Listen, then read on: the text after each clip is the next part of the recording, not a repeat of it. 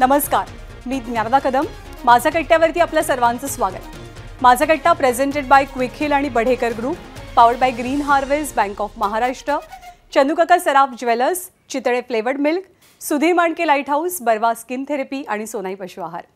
आज कट्ट्यावरती अतिशय कर्तृत्ववान आणि क्रिएटिव्ह बाप लेकाची जोडी आली आहे. पॉप्युलर प्रकाशनचे सर्वेसर्वा लेखक गायक रामदास भटकळ सर आणि त्यांचे चिरंजीव आणि दिग्दर्शक सत्यजित भटकळ. भटकळ कुटुंबियांची सगळ्यात मोठी ओळख म्हणजे मराठी पुस्तक प्रकाशनातली अग्रेसर संस्था पॉप्युलर प्रकाशन. मराठी साहित्य जगतातली 1,500 ते इंग्रजीमधली जवळपास 3,000 पुस्तकं आजवरच्या 100 वर्षांच्या प्रवासात पॉप्युलरनं प्रकाशित केली आहेत. पॉप्युलर एक असं एकमेव प्रकाशन आहे की ज्यांच्यासाठी कुसुमाग्रज, विंदा करंदीकर आणि भालचंद्र नेमाडे या मराठीमधल्या 3 ज्ञानपीठ पुरस्कार विजेत्यांनी लिखाण केलं आहे. तर मराठी साहित्य लेखनातील अग्रगण्य नावं विजय तेंडुलकर, वसंत कानेटकर, जी ए कुलकर्णी, ग्रेस, नाधो महानोर, दुर्गा भागवत, किरण नगरकर, सौमित्र, जयंत पवार, दासू वैद्य, प्रशांत दळवी यांच्यासारख्या अनेकांच्या लिखाणांमुळे गेल्या अनेक वर्षांपासून प्रकाशन निर्मितीत पॉप्युलरचं नाव अगदी ठळकपणे उठून दिसतं. हे दोघेही भटकळ पितापुत्र नवनिर्मितीमध्ये रमणारे आहेत. भटकळ सर पुस्तकांमध्ये रमतात, लिखाणात रमतात, गायनामध्ये रमतात, तर त्यांचे लेख सत्यजित दिग्दर्शनामध्ये. सत्यजित आपल्या सगळ्यांना परिचित आहेत कारण पाणी फाउंडेशनमुळे आणि याआधीसुद्धा अनेकदा ते ABP माझावरती आले आहेत, आपल्याशी बोलले आहेत, आपल्याला भेटले आहेत. पाणी फाउंडेशनच्या माध्यमातून महाराष्ट्र दुष्काळ मुक्तीच्या वाटेवरती नेणाऱ्या कामांमध्ये त्यांचा खूप मोठा वाटा आहे आणि महाराष्ट्राच्या मातीचा आणि माणसांचा त्यांचा अगदी उत्तम अभ्यास आहे. तर आज या भटकळ पितापुत्रांशी आपण गप्पा मारणार आहोत. पॉप्युलरची 100री, भटकळ काकांची 90वी, प्रकाशन व्यवसाय, मराठी साहित्य निर्मिती आणि या दोघांचं नातं. आपल्या दोघांचं मनापासून स्वागत आहे कट्ट्यावर. एका विशेष गोष्टीचा मला उल्लेख करायचा आहे की नवीन वर्ष सुरू झालं आहे, कट्टाही थोडासा बदलला आहे. कट्ट्यावरती आत्तापर्यंत एकच व्यक्ती यायचा, पण आम्ही असा विचार केला की त्या व्यक्तीसोबत त्या व्यक्तीच्या आयुष्यातली आणखी एक व्यक्तीसुद्धा कट्ट्यावरती असायला हवं, जेणेकरून कट्ट्यावरती आलेल्या पाहुण्याचं अंतरंग अधिक दिलखुलासपणे तुम्हा सर्वांसमोर येईल. त्यामुळे आज तुम्ही दोघं जण आलात. पुन्हा एकदा स्वागत करते आणि गप्पांना सुरुवात करूया. खरं तर असं आहे की पॉप्युलरची 100 वर्ष आता शतक महोत्सवी वर्ष सुरू होईल. 24मध्ये ते सुरू झालेलं आहे आणि आता तुमचा वाढदिवस आहे 90वा. मागं वळून बघताना हे जे काही मधल्या काळामध्ये एवढं इतकी स्थित्यंतरं होऊन गेली, आपलं आयुष्य म्हणजे मला तर असं वाटतं की गेल्या 20 वर्षामध्ये जितकं बदललं तितकं कदाचित त्याच्या आधीच्या 50 वर्षांमध्ये बदललं नसेल. पण जेव्हा तुम्ही या सगळ्या बदलांकडे बघत असाल तेव्हा तुमच्या तर इतक्या वेगवेगळ्या गोष्टी इतक्या झपाट्यानं सगळ्या तुमच्या डोळ्यादेखत बदललेल्या तुम्ही पाहताय. आत्ताचा जो काळ आहे सगळा तो बघून तुम्हाला काय वाटतं? या परिस्थितीमुळं घाबरायला होतं? ही जी देशाची स्थिती आहे त्याच्यामुळं फार उत्साह वाटायला लागतो?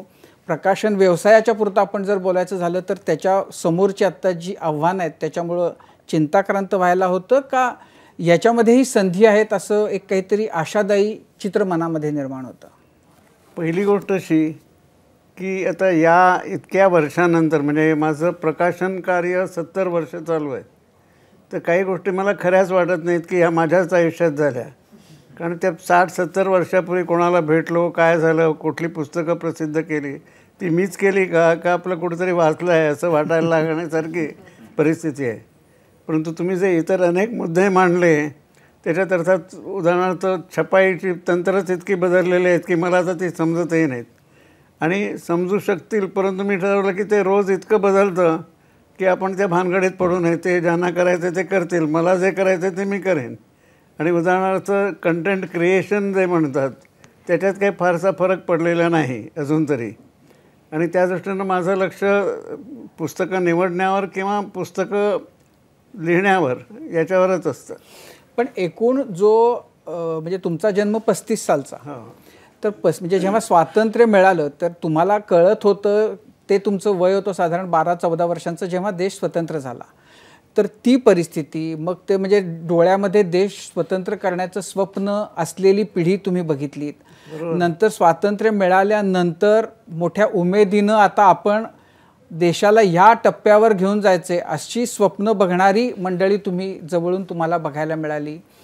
मग नंतर नेहरूंचा काळ, इंदिरा गांधींचा काळ, ग्लोबलायझेशनचा काळ, आज आपण विकसित देशांच्या यादीमध्ये जाऊन बसू अशा प्रकारचं एक वातावरण आणि अशी स्थिती समोर आपल्याला बघायला मिळते आहे.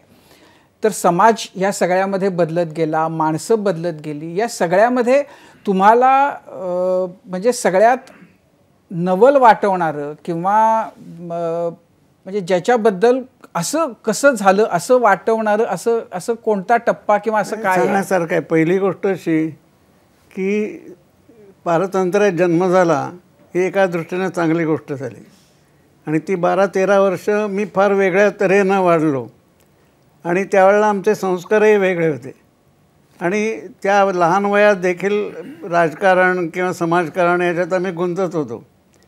काहीतरी किरकोळ त्या दृष्टीनं लेखनसुद्धा करत असू, त्याला अर्थ नसायचा पण करत असू. तर तो फार महत्त्वाचा काळ होता. माझा मोठा भाऊ माझ्याहून 12 वर्षांनी मोठा. पुष्कळ वेळा मला त्याचा हेवा वाटायचा की त्याने आणखीन कितीतरी खूप जास्त पाहिलेलं आहे. पण तरी मी गांधी जिवंत असताना जिवंत होतो. मी स्वतः त्यांना पाहिलेलं नाही. नेहरूंना एकदा लांबनं वगैरे पाहिलेलं आहे. पण गांधी नेहरू काळ हा सर्वात उत्तम होता असं आपलं मला ठामपणे वाटतं. त्यानंतर लालबहादूर शास्त्री असतात तो थोडासाच काळ आला आणि तो फारच छान होता आणि तो त्याचंच एक्सटेन्शन मानता येईल. पुढे इंदिरा गांधीपासून सुरुवातीला तिच्याबद्दल उत्साह होता अनेक दृष्टीने, परंतु पुढे आम्ही जे चेकाळलो ते त्यांच्या विरुद्धच. म्हणजे त्यामुळे त्या राजकारणामध्ये त्यांच्या विरुद्ध आम्ही बरंच काम केलं आणि त्यानंतरचं सगळं सांगणं कठीण आहे, परंतु त्यानंतरचा काळ राजकीयदृष्ट्या हा वाईटच गेला असं मला स्वतःला वाटतं.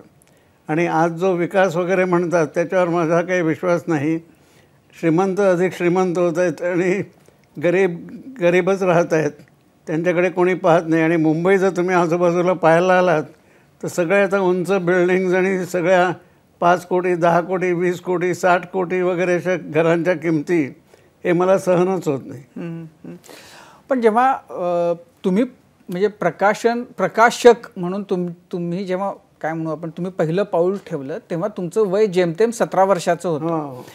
तर असं काय होतं की 17 वर्षाच्या मुलाला त्यावेळेला आपण पुस्तक प्रकाशक व्हावं असं वाटलं?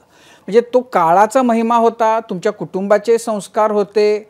आज 17 वर्षाच्या मुलाच्या मनामध्ये असा विचार येऊ शकतो का? येऊ शकत नसेल तर का येऊ शकत नाही असं तुम्हाला वाटतं? काय होतं की ज्याच्यामुळं इतक्या छोट्या वयाच्या मुलाला आपण प्रकाशक व्हावं आणि पहिलं पुस्तक ही गाडगिळांचं तुम्हाला मिळावं? आता त्याच्याबद्दल तुम्ही काही मुलाखतींमधून सांगितले की मी राजपुत्रासारखं होतो, पॉप्युलर ही खूप मोठी बुक डेपो खूप मोठी संस्था होती, कदाचित मुंबई महाराष्ट्र काय देशातल्या अग्रगण्य पुस्तक विक्रेत्यांपैकी त्यावेळेला ते होते वगैरे. पण तरीसुद्धा इतर अनेक गोष्टी तुम्हाला करणं शक्य होतं. आपण प्रकाशन करावं, प्रकाशक व्हावं हा जाणीवपूर्वक घेतलेला निर्णय तेव्हा तरी नव्हता. परंतु मी वाचक म्हणून जेव्हा पुस्तकं हाताळत होतो तेव्हा ते गाडगिळांचं पुस्तक ज्याच्यावर काम चालू होतं ते मला दिसलं आणि ते माझ्या मताप्रमाणे चुकीच्या मार्गाने चाललं होतं. चुकीच्या मार्गाने म्हणजे काय होतं? चुकीच्या म्हणजे ते कथांची निवड चुकीची होती. पण तुम्हाला कथांची निवड चुकीची असं त्या वयात कळत होतं? माझ्यावर तेव्हा माझा एक मित्र भालचंद्र देसाई याचे संस्कार झालेले होते आणि त्याने नवसाहित्य म्हणजे काय हे सांगितलं. तर मी थोडीशी गंमत सांगतो की त्यावेळेला नवयुगमध्ये मी एक मुंगी तू एक मुंगी असं काहीतरी आलं. मला वाटलं की ते विडंबन आहे, कारण त्यावेळेला अत्रे आणि बांदेकर हे विडंबना लिहायचे. तर मी देसाईंना म्हटलं की अरे हे काय छान विडंबन आलं आहे, पण ती मूळ कविता कोणती? तो म्हणाला अरे गाढवा ती मूळ कविताच आहे आणि ती फार महत्त्वाची कविता आहे. आणि त्यानंतर त्याने मला मर्ढेकरांवर 1 तास 2 तास नव्हे 2 दिवस व्याख्यानं दिली आणि तेव्हा माझ्या लक्षात गेलं की गाडगीळ ही सुद्धा काय चीज आहे, नवसाहित्य काय आहे आणि नव्या जुन्यातला फरक काय आहे, गोष्ट आणि लघुकथा याच्यात फरक काय आहे हे सगळं लक्षात आलं. आणि त्यामुळे जेव्हा गाडगिळांची ती कात्रणं मी पाहिली आणि यांनी निवडलेली माझ्या माणसांनी त्यांनी म्हणजे उदाहरणार्थ मृत्यूचे संजीवनी कथा नको, कारण मग ते जर पुस्तक जर आपल्याला गिफ्ट बुक म्हणून काढायचं असेल तर त्याला गुळगुळीत चित्र वगैरे मी ते सगळं बदललं आणि सगळी निवड बदलली. त्यात बिनचेहऱ्याची संध्याकाळ, मृत्यूचे संजीवन अशा कथा घेतल्या आणि कबुतरे हा फार सुंदर संग्रह तयार झाला. आणि त्याला चित्रसुद्धा कबुतरे हे दलालांनी काढलं, त्याच्यावर बाई नाही. तर पहिल्यांदा त्यावेळेला बाई असणं आवश्यक होतं का? त्यावेळेला आवश्यकच होतं. कुठलाही विषय, अगदी फिजिक्सच्या पुस्तकावर सुद्धा बाई असेल. तर मी जेव्हा दलालांना सांगितलं की बाई ही एक इंटरेस्टिंग गोष्ट आहे. म्हणजे हे काही नवीन युगात हे झालं अशातली गोष्ट नाही, हे अगोदरपासून होतं. म्हणजे नाहीतर सिनेमांबद्दल म्हणतात आयटम नंबर. तर दलालांना जेव्हा सांगितलं की याच्यावर बाई नको, तेव्हा त्यांना आश्चर्य वाटलं असेल आणि तेव्हापासून त्यांचं माझ्याबद्दल थोडं बरं मत झालं असेल. पण म्हणजे 17व्या वर्षी हे सगळं करण्या इतपत तुमचं मराठी वाचन होतं का? कारण तुमचं शिक्षण तर इंग्रजीत झालेलं होतं. नाही, वाचन सुरू झालं होतं. या देसाई आणि मौज ते मला मौज प्रेसमध्ये घेऊन गेला गिरगावात आणि त्यांच्यामुळे सगळे लेखक तिथे यायचे, त्यांची ओळख व्हायची. मग आणि त्यावेळेस मी त्या उत्साहाच्या भरात, उदाहरणार्थ आता गाडगीळ म्हटलं की त्यांचे जुने संग्रह वाचायचे. मग त्याला वालांची प्रस्तावना आली तर वालांची पुस्तकं वाचायची वगैरे. असं करता करता माझं बऱ्यापैकी वाचन होतं.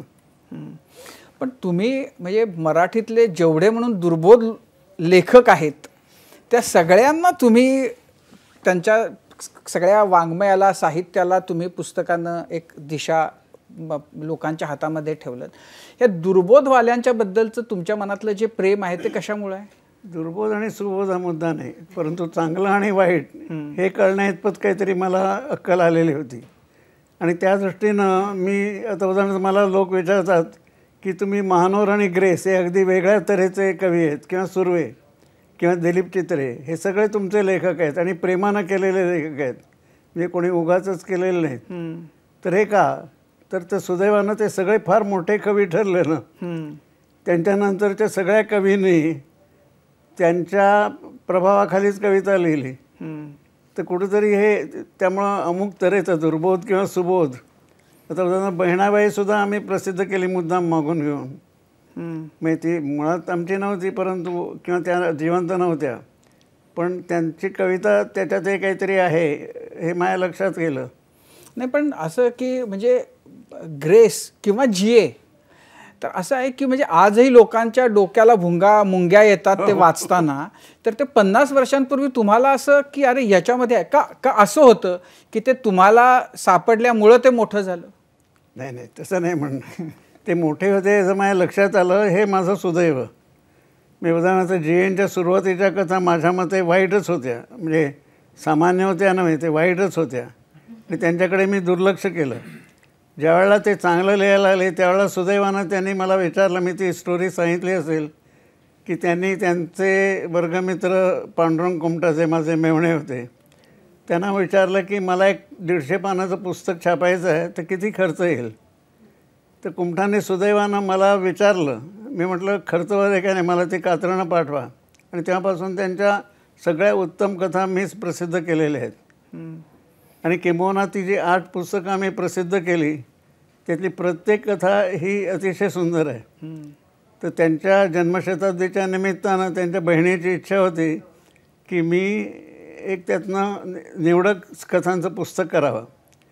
तर मी त्यांना म्हटलं सगळ्याच कथा चांगल्याच आणि मी कुठल्याही वाईट अर्थानं म्हणत नाही किंवा काम टाळण्यासाठी म्हणत नाही, पण त्यांचा आग्रह होता म्हणून मी केलं ते शेवटी. आणि त्यावेळेला माझ्या लक्षात आलं की GNवर कुठलाही शिक्का मारणं की तो दुर्बोध आहे किंवा ते नियतिवाद आहे हे चुकीचं आहे. ते ही अ फिलॉसॉफर, तत्त्वज्ञ, आणि तत्त्वज्ञ जसं प्रश्न निर्माण करतो त्याची उत्तरं कोणी शोधत बसावं, परंतु प्रश्न विचारणं हेच तत्त्वज्ञाचं काम आहे. ते GNने केलेले असा मुद्दा मी त्याच्यात मांडला. नाही, मला असं जाणवतं की ज्यांनीही कोणी म्हणजे आता खास करून ग्रेस GA यांच्याचबद्दल किंवा श्याम मनोहर अलीकडच्या काळामध्ये तर 2 लोकांचं मराठी सारस्वतावर उपकार आहेत. एक तर तुम्ही, कारण तुम्ही ते पॉप्युलर न केल्यामुळं त्याचं महत्त्व अधोरेखित झालं, आणि दुसरं हृदयनाथ मंगेशकर की त्यांनी त्यातल्या काही कवितांना चाली बांधून त्यामुळं लोकांपर्यंत त्या आणखीन प्रभावीपणानं पोहोचल्या. पण तरी मला कुतूहल आहे की तुम्हाला म्हणजे ग्रेसच्या कवितेमध्ये की हे काहीतरी विलक्षण आहे, हे पहिली कविता वाचली तेव्हाच जाणवलं होतं. महानोरांच्याही बाबतीत असंच होतं. ग्रेसची माझी भेट झाली नव्हती. म्हणजे माझ्या अनेक लेखकांना मी भेटून पुस्तकं प्रसिद्ध केली असं नाही, त्यामुळे त्याच्यात वैयक्तिक भाग नाही. ग्रेसच्या कविता छंद या मासिकात जेव्हा आल्या तेव्हा मलाही त्या आवडल्या आणि तिथं जे वाला कुलकर्णी, राबी जोशी वगैरे बुजुर्ग होते त्यांनाही त्यांच्याबद्दल प्रचंड कुतूहल वाटू लागलं आणि त्यामुळं पत्रव्यवहारानं आम्ही हे सगळं केलं. त्या पत्रात तो गमतीचा भाग आपल्याला कदाचित माहीत असेल की त्यांनी मला लिहिलं, मी अमेरिकेला चाललो होतो, म्हणाल तुम्हाला तिथे इन्ग्रिड बर्गमन जर भेटल्या तर मी माझं पुस्तक तिला अर्पण करणार आहे, तिला सांगा. तर मला काही ती रस्त्यावर भेटणार होती का? तर तो सगळा इतिहास मी सांगत नाही, पण माझी प्रत्यक्ष भेट झाली तिची लंडनला आणि ती अत्यंत चांगल्या रीतीनं वागली आणि तो एक मोठा किस्सा आहे. परंतु हे सगळं त्यावेळेला माझी आणि ग्रेसची भेटच झालेली नव्हती. अच्छा, म्हणजे तुम्ही ग्रेसांचं ते इन्ग्रिड बर्गमनला दिलेलं अर्पण केलेलं पुस्तक घेऊन जेव्हा तिला भेटला तोपर्यंत तुमची भेट नव्हती. अरे, पण मग त्याच्यानंतर मग तुमच्याकडे आणखीन असे कोणी आले का की आम्हाला वैजयंती मालाला भेटवा, हेमा मालिनीला भेटवा? नाही, पण आणखी कोणालाही भेटण्यासाठी मी गेलोही नसतो. इन्ग्रिड बर्गमनमध्ये मलाही अतिशय आदर होता म्हणून मी कबूल झालो. दुसरे मॅरिलिन मनरो म्हटलं तरी मी गेलो नसतो. अच्छा, पण हे जे तुमचं पुस्तकांचं प्रेम आहे तर ते मुलांमध्ये तुम्ही त्यासाठी काही केलं होतं तुमच्या वाट्याला की तुम्ही हे वाचलं पाहिजे वगैरे असं काही होतं? पुस्तक त्यांचं प्रेम जे आहे ते? तर पुस्तकांबद्दल म्हणजे आमचं घर तसं पुस्तकालयच होतं. म्हणजे इतकी पुस्तकं असायची की पलंग कुठे आणि पुस्तकांचा शेल्फ कुठे हे कळत नसे. म्हणजे जेवढे टेबलटॉप्स होते ते सर्व टेबलटॉप्स पुस्तकांनी भरलेले असायचे आणि इतकं पुस्तकांचं वेड होतं की जगातलं सगळं ज्ञान हे पुस्तकात आहे आणि तुम्ही पुस्तक वाचून वाटेल ते शिकू शकता. म्हणजे इतपत राजीव की गंमत अशी की आम्ही लहान असताना आईची खूप इच्छा होती की आम्ही स्विमिंग शिकावं. तर स्विमिंग शिकवण्यासाठी बाबांनी पुस्तकं आणली आणि त्या पुस्तकामध्ये फ्रीस्टाईल कशी करतात याचा पूर्ण डेमो पलंगावरती न पोहणाऱ्या बाबांनी दिला. पोहणं मात्र आईने शिकवलं कारण आई पोहायची.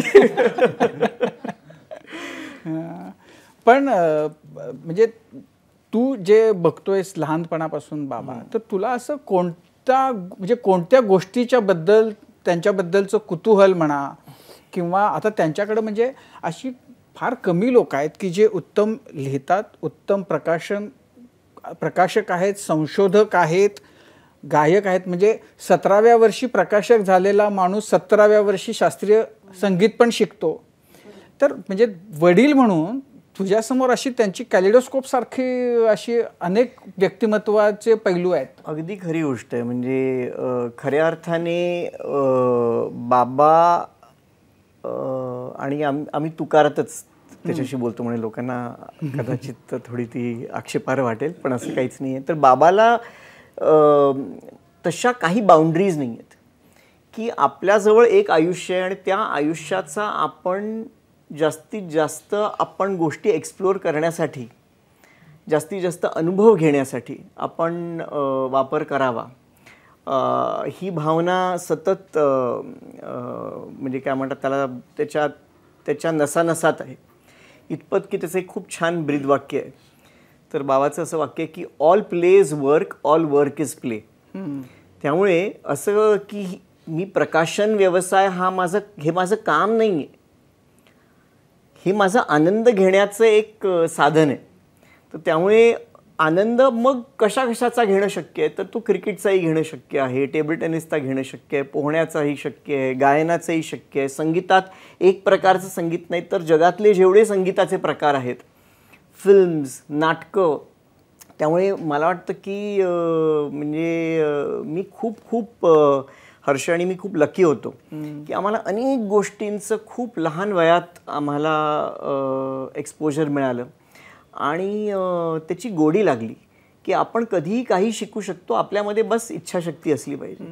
पण त्यांची कधी तुम्ही मुलांच्या बद्दल आता म्हणजे मला ना परत तोच मुद्दा की 17व्या वर्षी प्रकाशक झालेल्या बापाला आपल्या मुलांनी 17व्या वर्षी काय अपेक्षा ठेवल्या होत्या का? तुमच्या काही अपेक्षा होत्या का अशा? मी याचं उत्तर देऊ का? थोडं गमतीदार उत्तर आहे. बाबाच्या 3 अपेक्षा होत्या. पहिली गोष्ट म्हणजे आम्ही टायपिंग शिकावं. अच्छा. टायपिंग शिकता आलं पाहिजे, तुम्हाला टायपिंग आलं पाहिजे. टायपिंग खूप महत्वाचं आहे. इतकं आम्हाला बिंबवलं गेलं होतं की हर्ष आम्ही दोघेही टायपिंगचा क्लास जॉईन केला, टच टायपिंग शिकायला. दुसरी गोष्ट की राष्ट्रभाषा आनी चाहिए आपको. तर त्यामुळे त्या राष्ट्रभाषेच्या परीक्षा होत्या, त्या आम्ही खूप लहान असताना आम्हाला जबरदस्ती. आणि तिसरी गोष्ट म्हणजे आम्ही शेतात राहिलं पाहिजे. अच्छा. तर या तिन्ही गोष्टी म्हणजे थोड्या गमतीदार आहेत. पण शेतात राहायला पाहिजे ही त्यांची अपेक्षा तू आता पूर्ण केलीस. नाही, मी त्यावेळेला आम्ही महानुरांकडे आम्ही राहायला गेलो होतो पळसखेड्याला. मी माझं वय वर्ष 9 असेल, हर्षचं 11 असेल. त्यावेळेला आम्ही गेलो होतो आणि सर्वात मोठी पंचायत जी झाली आमची त्यावेळेला की घरात बाथरूम नव्हती, तर कुठे जायचं. तर ही गोष्ट मी आता 3 वर्षांपूर्वी महानुरांकडे जेव्हा गेलो जळगावला, आणि मी अक्षरशः 50 वर्षानंतर परत जात होतो, महानुरांना ती सगळी आठवण होती. आणि त्यांनी मला शेवटी दाखवली की त्यांनी कशी व्यवस्था कुठे केली होती, आमची फजिती कशी झाली होती. इतक्या प्रेमाने महानुरांनी आणि काकींनी सगळ्या त्यावेळच्या आठवणी त्यांना अजूनही ताज्या होत्या. तुमच्या काय अपेक्षा होत्या? नाही, हे हा सांगतोय आता टायपिंगवर म्हणजे, कारण त्याच्याशिवाय पुढच्या गोष्टी कठीण होत्या. म्हणजे आपण जिथून जिथून शिकणं शक्य आहे ते सगळं शिकलं पाहिजे, हा त्यातला मुख्य भाग होता. मी सगळं मुंबईकर, आणि मला ज्या गोष्टी मला मिळाल्या नाहीत त्या मुलांना मिळाव्यात, हा एक त्यातला हेतू होता. पण तुम्हाला असं काय होतं की जे तुम्हाला मिळालं नाही? तुम्ही तर बडे बाप का बडा बेटा. केवळ पैसे नव्हे, इतर कारणं होती. आईवडिलांना इंटरेस्ट आहे की नाही, आजूबाजूला काय वातावरण आहे, किंवा मी आळस केला, काही अनेक कारणं असू शकतील. उदाहरणार्थ संगीत. मी शाळेमध्ये असताना 1 वर्षभर शिकलो, पुढे नाटकात इतका गुंतलो की मी संगीताकडे गेलोच नाही. तर त्यामुळं वाटायचं की याने शिकावं. तर हा सतार फार चांगला वाजत होता, आणि याने एकदा मला म्हटलं की बाबा तुझं टॅलेंट यू कॅनॉट वेस्ट. म्हणजे बापानं मुलांना सांगायचं ते मुलांना बापाला सांगितलं. आणि म्हणून माझ्या 45व्या वर्षी मी पुन्हा गाण्याला सुरुवात केली, आणि तेव्हापासून अजूनपर्यंत मी गातोय. तर अशा पद्धतीनं शिकणं हा माझ्या दृष्टीनं आणि त्यांच्या दृष्टीनं, आणि त्यात कॉलेजमधलं शिक्षण वगैरे हे महत्त्वाचं नाही, परंतु महत्त्वाचं होतंच, म्हणजे ते नाईलाजाने. परंतु बाकीच्या ज्या गोष्टी आहेत सगळ्या गोष्टी, आणि तो आता म्हणाला तसं की स्पोर्ट्स असेल, मी स्वतः खेळलो नाही फार, पण मला इंटरेस्ट सगळ्यात आहे. सिनेमा असेल, चित्रकला असेल, तर प्रत्येक गोष्टीत मी फार आत शिरलो नाही. त्यामुळे माझं इनफॅक्ट एक पुस्तक आहे रेंगणा बाहेरून, की संगीत, राजकारण आणि नाटक हे मी बाहेरनं खूप पाहिलं, आणि बाहेरनं खूप काम करण्याचा प्रयत्न केला, पण त्यात आत न शिरता. आणि त्याचं थोडंसं श्रेय माझ्या बायकोला पण आहे, की तिने तू फार याच्यात गुंतू नको, आणि मला त्याचा आनंद आहे की त्यामुळं मी अधिक गोष्टी करू शकलो. आणि त्यातनं काही जमल्या, काही नाही जमल्या. पण तुमचं म्हणजे लहान वयामध्ये जी स्वप्न आपण बघतो, तर तुम्ही काय स्वप्न पाहत होतात स्वतःसाठी? असं नाही सांगता येत. तर म्हणजे रोज काहीतरी माझ्या हातनं घडायचं एवढंच. आणि दिवसाचे 24 तास असले तर आम्ही 25 तास काम करत असू. म्हणजे आळस आम्हाला माहीत नाही. सुदैवानं कधीही, म्हणजे आत्तासुद्धा या वयात देखील मी दमलो असं मी कधी म्हणत नाही. आणि त्यामुळं मी सारखं काम करू शकतो. आता त्याचं स्वरूप बदललेलं आहे. आता कम्प्युटरवर करणं, किंवा मला सोबत कोणातरी लागते वगैरे. परंतु आत्ता मी म्हणत होतो याला की मला नगरला जाऊन गिरीश गांधींचं काम पाहिजे, गिरीश कुलकर्णी. तर गिरीश कुलकर्णी. तर आता ते पाहून माझं काय होणार आहे या वयामध्ये, परंतु मला हवं आहे, ते पाहायचं आहे. तर असं आपण शिकत राहणं हे अधिक महत्त्वाचं आहे. कोणी शिकवणार नाही, आपण शिकायचं, आपण शोधून काढायचं काय शिकणं शक्य आहे. पण हा एक अप्रोच आहे. म्हणजे बाबा कधीही गोल ओरिएंटेड कधीच नव्हता, आणि मला वाटतं ही खूप सुंदर गोष्ट आहे. कारण आपण जेव्हा गोल ओरिएंटेड होतो तेव्हा आपण खूप स्वतःला वरती मर्यादा घालतो, कारण मला हे आणि हे एवढंच करायचं आहे. पण जेव्हा आपण जीवन जगतो, दैनंदिन आजचा दिवस कसा आपण चांगल्या पद्धतीने आपल्याला वापरता येईल, तेव्हा गोल इम्पॉर्टंट नसतो, आजचा दिवस चांगला जाणं इम्पॉर्टंट असतो. आणि त्या दृष्टीने बाबा खरोखर, म्हणजे ज्याला आपण वर्कर बी म्हणतो ना, सकाळी उठल्यापासून रात्री झोपेपर्यंत सतत ऑक्युपाईड इन प्रोडक्टिव्ह वर्क असतो. म्हणजे वाचन असेल, लिखाण असेल, ऐकणं असेल, पाहणं असेल, सतत त्याला, कारण त्यातनं त्याला आनंद मिळत असतो, कारण ते कामच नाही, तो प्ले आहे.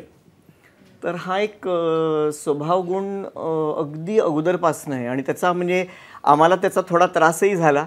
म्हणजे आम्ही सुट्टीला जेव्हा जायचो तेव्हा बाबा थोडे सांगतील की हर्ष आणि मी आम्ही घाबरायचो, कारण, आणि आई तर भयंकर, कारण मुंबईवरनं पुण्याला जाताना कुठे कुठे वाटेत थांबायचं, कोणकोणत्या लेखकांना भेटायचं, प्रिंटर्सना भेटायचं, वाटेत 5 मिनटं प्रूफ तपासायची आहेत म्हणजे खल्लास.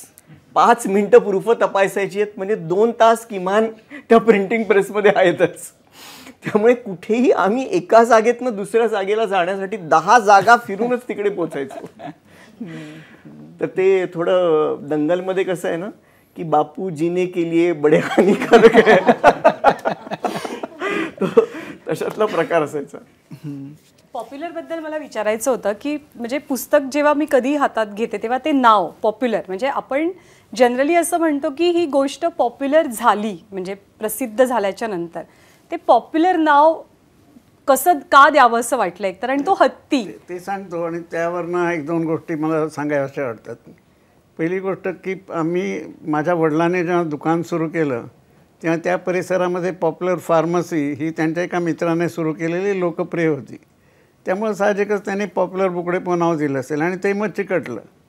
आणि एक जाणीवपूर्वक की आमची पुस्तकं ही पॉप्युलर होतीलच असं नाही, आम्ही पुस्तकं छापल्यानंतर ती पॉप्युलर होतील असा प्रयत्न करतो.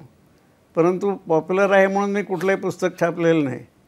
कुठलंही पुस्तक छापताना मी विचार केला नाही हे किती खपेल, हे माझ्या दृष्टीनं चांगलं आहे की नाही, एवढाच एक मुद्दा असायचा माझा. आणि माझ्या जे विचारसरणी आहे आणि त्यासाठी मी योग्य त्या माणसांचा सल्ला पण घेत असतो. आणि त्यामुळे हे सगळं करू शकलो. सगळं माझीच बुद्धी आहे असं मी मुळीच म्हणत नाही, परंतु मी योग्य माणसांना विचारलं आणि त्यामुळे ते झालं. पण दुसरं मला एक सांगायचं आहे की तुम्ही सुरुवात करताना सांगितलं की पॉप्युलरचे सर्वेसर्वा हे एक मला मुळीच आवडत नाही. याचं कारण मी लोकशाहीवादी आहे आणि अगदी माझ्या बाळपणापासून मी कोणताही निर्णय हा इतरांना विचारल्याशिवाय घेतलेला नाही.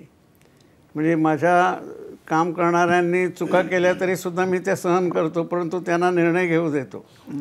आणि त्यामुळंच ही संस्था म्हणून कशी पुढे वाढवता येईल हे मी पाहत होतो. आता गेली जवळजवळ 10-15 वर्ष मी निर्णय प्रक्रियेत भाग घेत नाही आणि तरीसुद्धा पॉप्युलर प्रकाशनने आपली दिशा बरीचशी तशीच ठेवलेली आहे. आता अस्मिता मोहिते ही माझी मराठी संपादक आणि आता 30 वर्ष माझ्याकडे आहे. दुसरी गोष्ट अशी की काम मला माहीत नाही, पण माझ्याकडे काम करणारे सगळे 25-30 वर्ष माझ्याकडे आहेत आणि त्यामुळं त्यांना पुष्कळसं माझी विचारसरणी काय आहे ह्याची कल्पना आहे. एक अगदी वेगळं उदाहरण द्यायचं, आणि तुम्ही जेव्हा ते आजची समाजरचना याबद्दल बोलत होता, तर पुस्तकांचा खप वाढवण्यासाठी मी माझ्या विक्रेत्यांना सांगतो की तुम्ही जर सांगणार असाल की लाच दिल्याशिवाय पुस्तकं विकता येत नाही तर माझ्याकडे येऊ नका. लाच द्यायची नाही.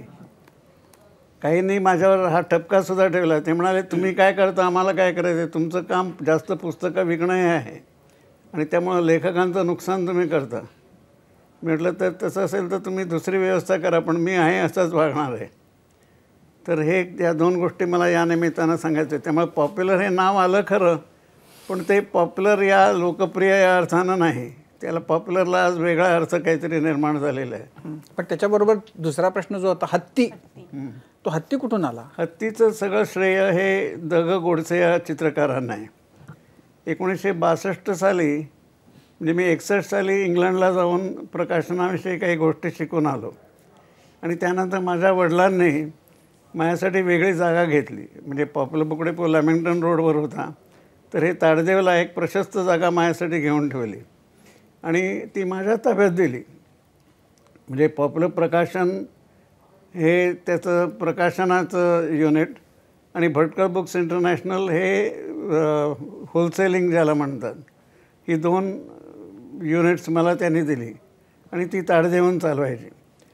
तर त्यावेळेला आम्ही गोडसेंचा सल्ला घेतला, तर गोडसे म्हणाले की पहिली गोष्ट तर तुम्ही नवीन करतात ना, त्याचा लोगोसुद्धा वेगळा पाहिजे. तर आधीचा लोगो होता तमसोमा ज्योतिर्गमय, असं ते ज्योतीचं एक चित्र होतं ते सुरुवातीच्या गाडगीळ वगैरे पुस्तकावर. तर ते म्हणाले नाही आपण आता दुसरं करू. आणि त्यांना त्यावेळेला हत्तीचं खूप वेळ होतं. ते पोथ पुस्तकात तुम्ही वाचलं असेल. त्यांनी खूप अभ्यास केलेला होता म्हणजे लोकसाहित्याचा, आणि प्रत्यक्ष हत्ती काय करू शकते, अतिशय इट्स अ वाईज ॲनिमल असं त्यांचं म्हणणं होतं. पुढे अनेकांनी थट्टा केली की ते आम्हीसुद्धा संथगतीनं जातो वगैरे वगैरे.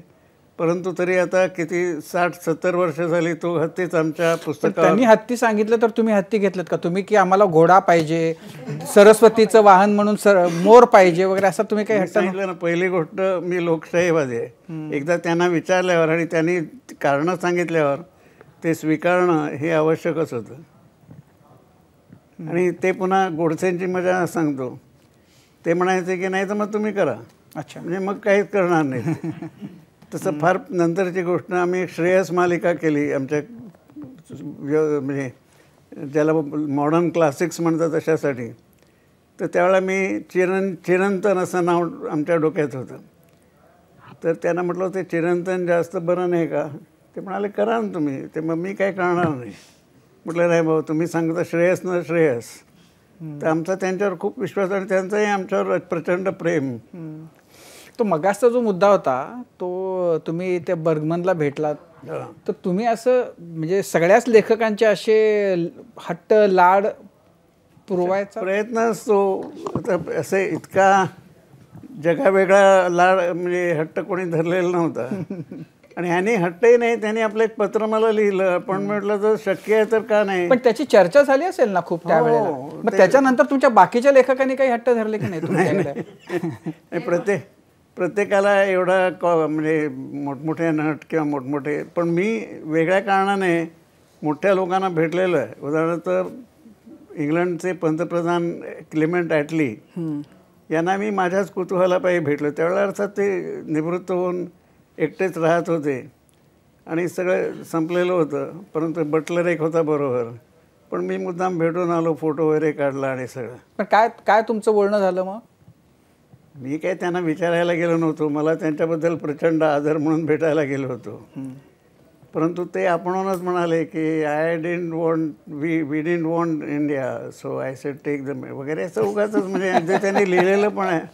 अच्छा. पण मी काय ते विचारायला गेलो नव्हतो. पण तुम्ही म्हणजे आणखीन असे जे तुम्ही खूप मोठ्या लोकांना भेटलात, तर सगळ्यात इंटरेस्टिंग तुमची भेट कोणाच्या बरोबरची होती असं तुम्हाला वाटतं? तसे खरोखर इतके म्हणजे आता केवळ राजकारण म्हटलं तर तदनंतर जयप्रकाश नारायण यांच्याशी थोडीशी जवळीक झाली होती. पण आता तुम्ही विचारता तर एक गमतीदार प्रसंग सांगतो. म्हणजे तो माणूस किती मोठा मला माहीत नाही, पण जयप्रकाशजींचाही मित्र आणि प्रभाकर पाध्येंचा मित्र एक हर्बर्ट पॅसेन नावाचा होता. He was a Japanese expert. तर मी कोलंबिया युनिव्हर्सिटीमध्ये दुसऱ्या कोणाला तरी भेटायला गेलो होतो आणि असं बाहेर येता येता मी बोर्ड पाहिला हर्बर्ट पॅसेन. आणि मला आठवलं प्रभाकर पाध्येंची एक खासियत होती की ते आपल्या मित्रांबद्दल इतकं बोलायचे की तुम्हाला वाटायचं की तुम्ही पण त्यांना भेटला आहात. तर म्हटलं बघूया म्हणून मी त्या पॅसेंना एक चिठी पाठवली की I am a friend of Prabhakar Padhye and I would like to say hello to you. त्याने आधी एक 10 मिनटं मला थांबायला लावलं, पण त्यानंतर इतक्या चांगुलपणाने ते वागले. इतकंच नव्हे तर जयप्रकाशजींचं पुस्तक पुढे त्यांच्यामुळं जपनीज त्याची आवृत्ती निघाली. म्हणजे असं केवळ मांस मैत्री नव्हती. पण आणि त्या दिवशीसुद्धा ते मला घेऊन नाटकाला गेले वगैरे वगैरे. आणि खरं त्यांनी नुकतंच नवीन लग्न केलेलं होतं, ती बायकोही होती. त्यामुळे मी थोडा संकोचलो होतो. पण त्यांनी सगळं बाजूला ठेवून म्हणजे वेगळ्या तऱ्हेची भेट म्हणून मी सांगितली. नाहीतर मी ॲटलीना भेटलो आहे, हर्बर्ट मॉरिसनना भेटलेलं आहे. ते इथं मुंबईमध्ये त्यांनी एक सेमिनार घेतलेलं होतं आमच्या युनिव्हर्सिटीमध्ये. आणि विशेषतः लेबर आणि आपल्याकडचे PSPचे नेते यांच्याबद्दल मला प्रचंड आदर आहे. सत्यजित, तुला असं काही आठवतं की बाबा म्हणजे असं काही भेटून आल्यानंतर ते कुटुंबामध्ये त्याच्याबद्दल बोलायला त्यांना आवडायचं किंवा त्यांनी असं सांगितलेलं की ज्याच्यामुळे ते खूप प्रभावित झालेले आहेत, असा एखादा प्रसंग वगैरे काही? आता लगेच लक्षात येत नाही, पण त्याच्याशी थोडंफार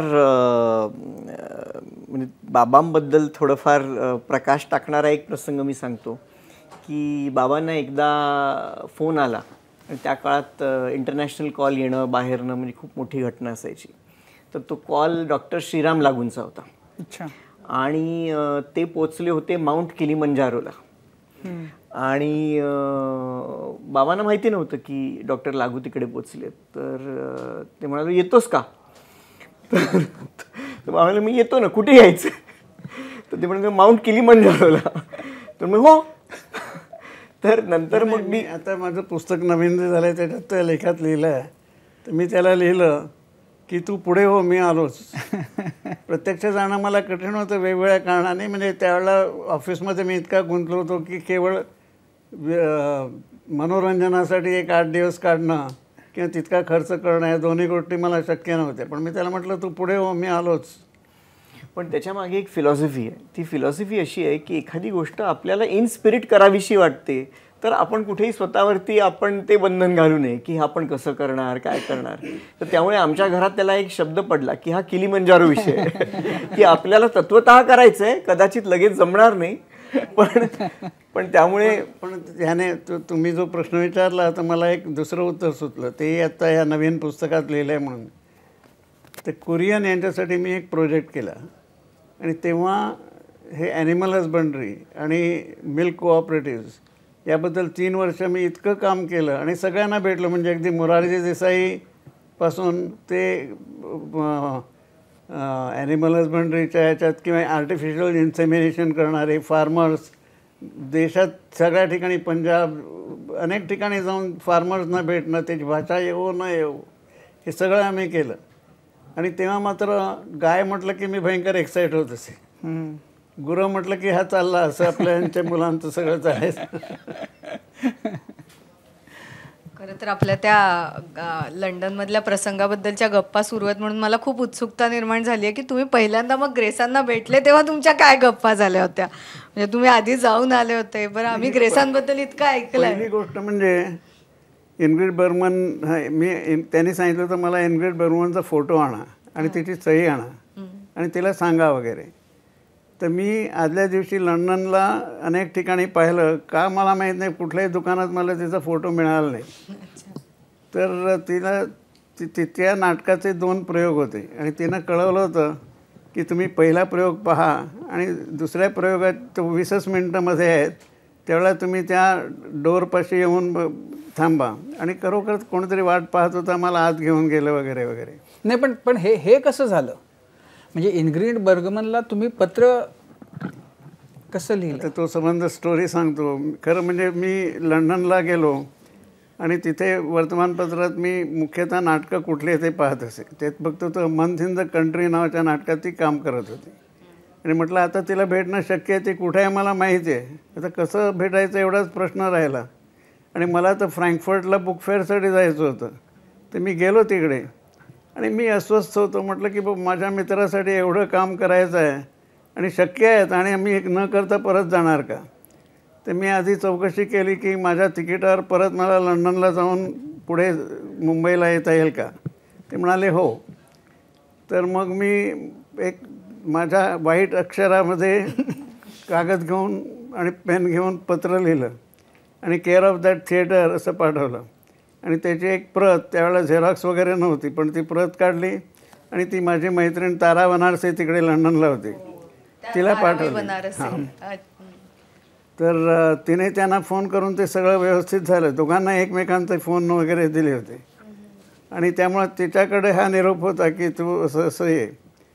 तर तिथं मग तिला जेव्हा तिनं माझं पत्र इतकं वाचलेलं होतं की ते ग्रेस नावाच्या कवीचं पुस्तक आहे, अमुक आहे तमुक आहे आणि फोटो हवा आहे. तर तिने फोटो तयार ठेवला होता, तो फोटो दिला. तर तुमच्या प्रश्नाचं उत्तर असं की माझी बायको म्हणाली तो फोटो आपण ठेवून घ्यायचा, तू त्याची प्रत काढून घे. म्हटलं असं नाही चालणार. तर मी त्याला जाऊन तो दिला आणि तो अगदी शेवटपर्यंत त्याच्या घरी अनेक फोटो लावलेले असतात, त्याच्यात तो एक फोटो होता. पण म्हणजे ते त्यांना धक्का बसला असेल. आणि माझी अशी समजूत आहे की ग्रेसला माझ्याबद्दल जे खास वाटत होतं ते मी त्याची कविता समजून घेऊन काही बोलत होतो म्हणून नव्हे, परंतु हा जो प्रसंग झाला तो त्याचं त्याला जन्मभर ते ऋण वाटत राहिलं. माझा प्रश्न सत्यजितजी तुम्हाला आहे. तर मगाशी जसं म्हणालात तुम्ही की वडिलांची इच्छा होती की तुम्ही खेड्यामध्ये राहावं, तर पाणी फाउंडेशनचं ज्यावेळेस हे सगळं तुम्ही हा सगळा डोलारा एवढा म्हणजे तुम्ही योगदान दिलं, तर मग वडिलांचं मार्गदर्शन कसं मिळत गेलं तुम्हाला या सगळ्यामध्ये? आणि याचं उत्तर मी देतो. पाणी फाउंडेशनचं काम हे सर्वस्वी त्याचं आहे. आणि मला लांबनं पाहिल्यानंतर आश्चर्यच वाटायचं की हे निर्णय घेतले कसे. म्हणजे अगदी सुरुवातीला मला ते वॉटर कप वगैरे हे सुद्धा चाइल्डिश वाटत होतं, परंतु त्याने जे काही साधलं आणि नुसतं ते पाणी मिळालं हा एक भाग आहे, पण त्यामुळे जे इतर अनेक गोष्टी झाल्या, लहान मोठे एकत्र आले, हिंदू मुसलमान एकत्र आले, सगळ्यांना एकत्र बांधण्याचं जे काम झालं त्याचं मला भयंकर कौतुक आहे. माझ्या वयामुळं मी जाऊन प्रत्यक्ष पाहू शकत नाही, नाही तर मला आणि माझ्या बायकोला दोघांनाही जाऊन पाहायला आवडलं असतं ते. सर, क्लेमेंट ॲटलींची तुमची भेट झाली होती, ज्यांच्या काळामध्ये भारताला स्वातंत्र्य मिळालं, जे ब्रिटिश प्राईम मिनिस्टर होते त्यावेळेला, त्यांच्याशी भेट कशी होती, चर्चेत नेमके काय झालं हे थोडं? त्याला कांजी द्वारकादास नावाचे आमचे एक लेखक होते आणि त्यांचं माझ्यावर खूप प्रेम होतं. तर मी जेव्हा परदेशी अमेरिकेला चाललो होतो तेव्हा दरवेळेला माझा विचार असायचा की नुसतं तर भटकणं ठीक आहे, मी कुठली गोष्ट केवळ साईट सीईंग असं केलेलं नाही, महत्त्वाच्या माणसांना भेटणं हेच केलेलं आहे. मग त्यात तो हॅरी बेलाफोंटेसारखा गायक असू दे किंवा नट असू दे किंवा कोणत्याही क्षेत्रामध्ये, तर मी त्यांना म्हटलं की असं मी जाणार आहे आणि बराच काळ भटकणार आहे, तर काय करू. तर त्यांनी मला 3-4 पत्रं दिली. तर त्याच्यामध्ये क्लेमेंट ॲटली एक, कारण त्या पुस्तकाला जे आम्ही प्रसिद्ध केलं त्याला प्रस्तावना ॲटलींची होती. सो कांजी द्वारकादास त्यांना ओळखत होते. तर ते पत्र होतं, ते जाऊन मी फक्त नमस्कारच केला. ते फार म्हातारे झाले होते, दुसरं काही बोलण्यासारखं नव्हतं आणि मला विचारायचंही नव्हतं, मला फक्त नमस्कार करायचा होता.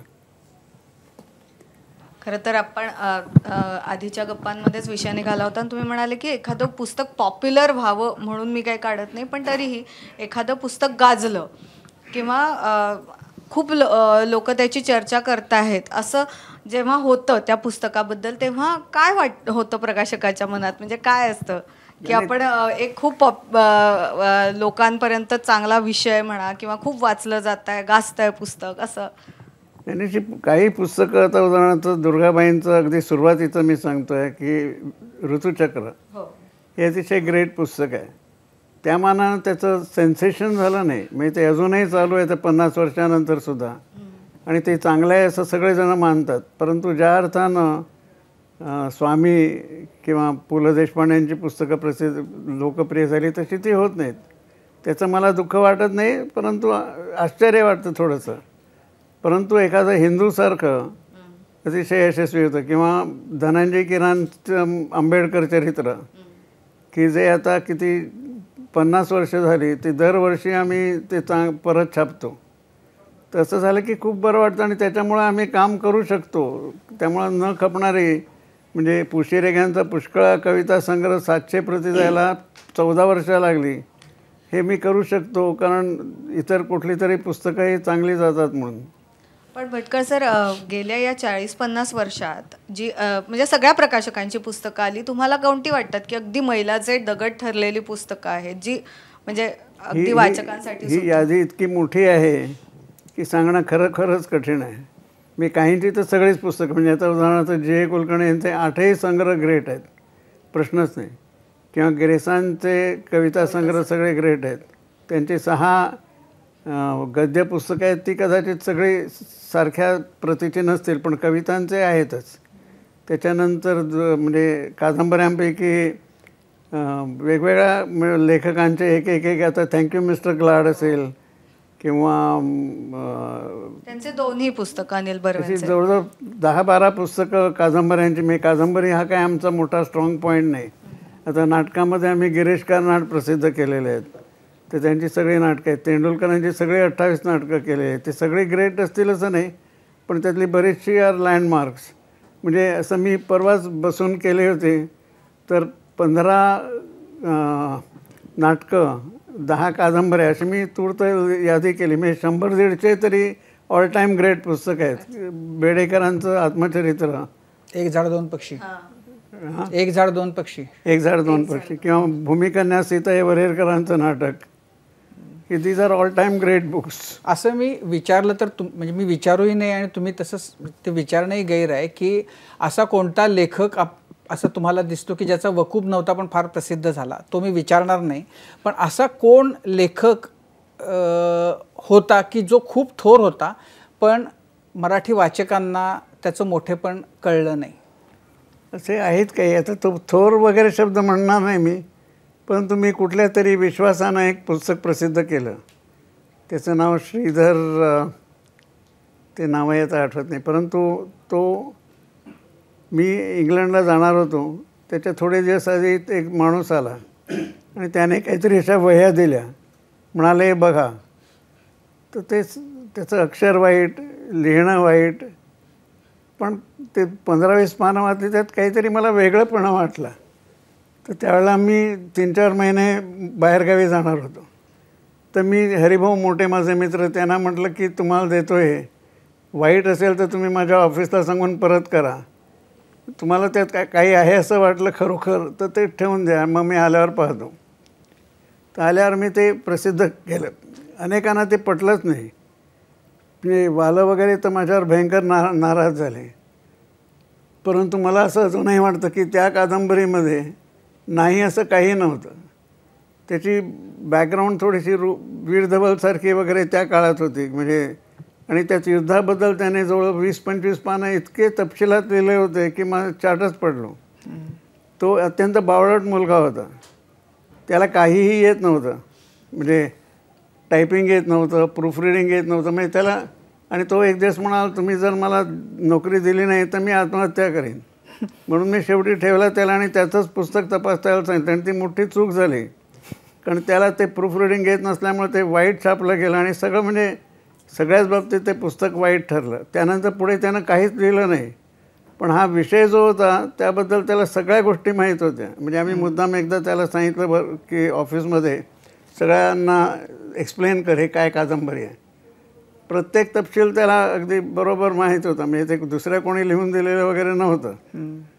पुढे त्यानं तो काहीतरी सोडून गेला आणि मला वाटतं तो पुढे दिनकर पाटीलांकडे काहीतरी असिस्टंट म्हणून होता, कुठल्या तरी वर्तमानपत्रात वगैरे होतं, पण विशेष काहीच केलं नाही. तर मला कळत नाही काय ते. पण एक हा मोठा म्हणत नाही मी, पण तरी महत्त्वाचा लेखक होता की जो असं फुकट पण गेला. एकूण तुमचं पुस्तक 72 मैल ही कादंबरी, ती अर्थात म्हणजे ती एक ग्रेट कादंबरी आहे. त्याचं पिक्चर हे झालं, पण त्या काळात असं काही ती फार गाजली नाही. नाही, मी असं हे करत होतो की तुम्ही पुस्तक निवडताना इंट्युएशनच महत्त्वाचं आहे. Intuition based on my study and also reference to the right people. तुम्ही कोणाला विचारता यावर अवलंबून आहे. म्हणजे अगदी तेही गंमत सांगतो की ज्यावेळेला मी निवृत्त होत होतो तेव्हा असं ठरवलं की आता एक कमिटी वगैरे पाहिजे, कारण मी निवृत्त झाल्यावर कोणही काम करणार. म्हणून मी आलेली सगळे मॅन्युस्क्रिप्ट्स अशी टेबलावर ठेवली आणि काही, आता मी नाव घेत नाही, परंतु महत्त्वाच्या लोकांना म्हटलं की आता तुम्ही सांगा. तर काही कविता होत्या, ते म्हणाले नाही हा चांगली लिहितो. आता म्हटलं यांना कसं सांगणार की मला चांगलं पुरत नाही, माझे ग्रेड आहेत सगळे.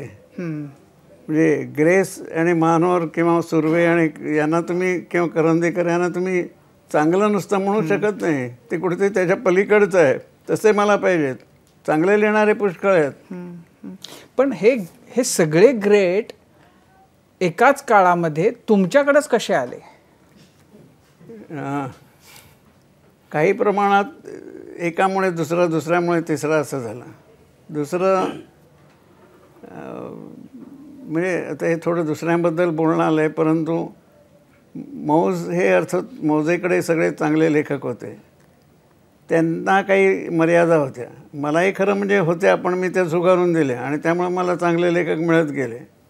म्हणजे एक उदाहरण जर द्यायचं तर उद्धव शेळकेंचं धग घ्या. ती कादंबरी मौजेकडे बरेच दिवस पडून होती.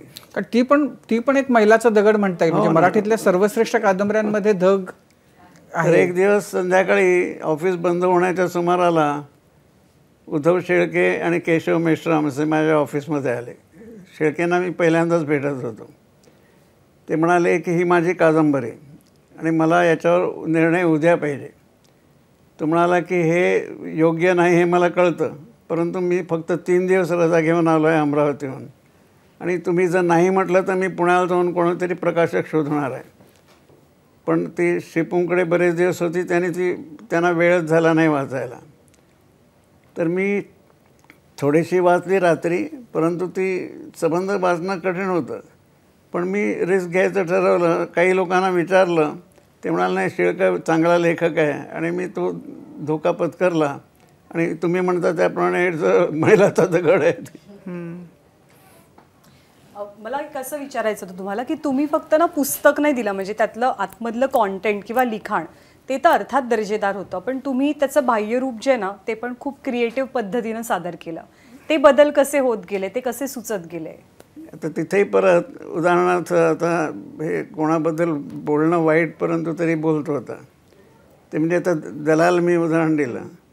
तर त्यावेळेला मुळगावकर अगदी आमच्या शेजारी राहत असत गिरगावात, आणि ज्या पुस्तकाची आखणी करणारे होते त्यांनी ठरवलं होतं की मुळगावकरांचं ते गुळगुळीत चित्र घ्यायचं. मला ते आवडत नसे, मला दलालांचीच आवडायची.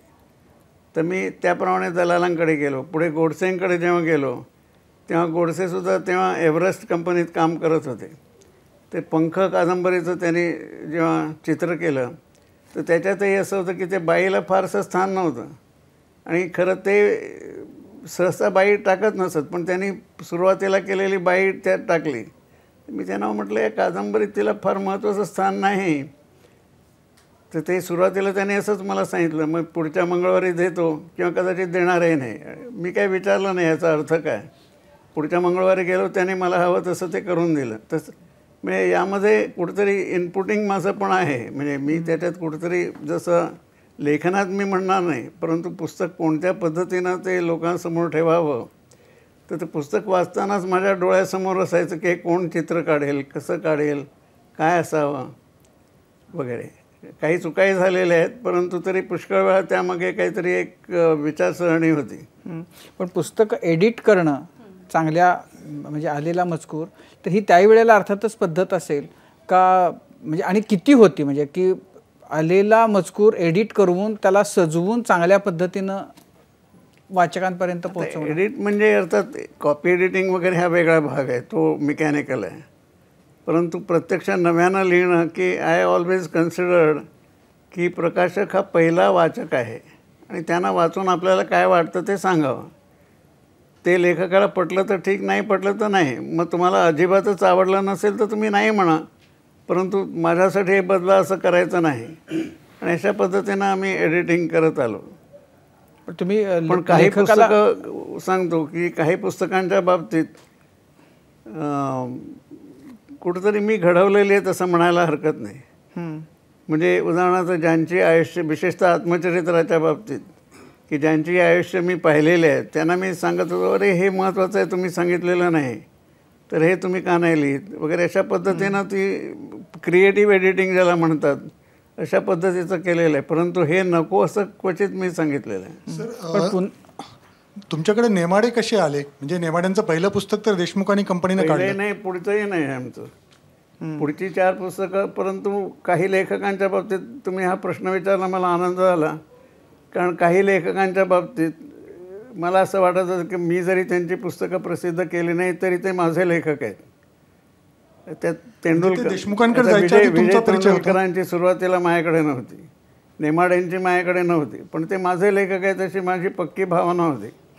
त्यामुळे संधी मिळाली की मी त्याप्रमाणे ती त्यांना योग्य वेळी गेलो. ज्यावेळेला नेमाड्यांचे नागपूरहून प्रसिद्ध होत होते आणि ती संस्था ते करणार नाही असं कळलं, त्यामुळे मी त्यांना अगदी औरंगाबादला जाऊन भेटलो आणि तेव्हापासून नेमाडे आमच्याकडे आले. तेंडुलकरांच्या बाबतीत ते मौजेतनं बाहेर पडेपर्यंत मी विचारलं नाही, कारण मौजेला मी माझं श्रद्धास्थान मानतो. परंतु त्याच्यानंतर काही पुस्तकं इतर कोणीतरी काढली, तेव्हा ते म्हणाले की नाही ते वेगळ्या कारणानं दिलं. तेही मी मानलं, कारण लॉयल्टी हा एक वेगळा भाग आहे. पण तेही बंद झालं. आमची मैत्री होती. एकदा तुम्ही विचारलेला प्रश्न नेमाड्यांचा, पण तेंडुलकरांबद्दल सांगतो की आम्ही गप्पा मारताना त्यांना म्हटलं काय नवीन काय लिहिलं आहे, तर ते म्हणाले 2 नाटकं लिहिली आहेत. म्हटलं कुठली संस्था प्रोड्यूस करणार आहे, कारण प्रकाशनाचा प्रश्नच नव्हता, त्यांचे प्रकाशक होते. तर म्हणाले बघायचं आहे. तर मला कळे ना की हा इतका यशस्वी नाटककार आणि आता अजून त्याला तो म्हणाला नाही मला ते माझ्या पद्धतीनं हवं आहे आणि म्हणून मी ठरवलं आहे की त्याचं वाचन करायचं.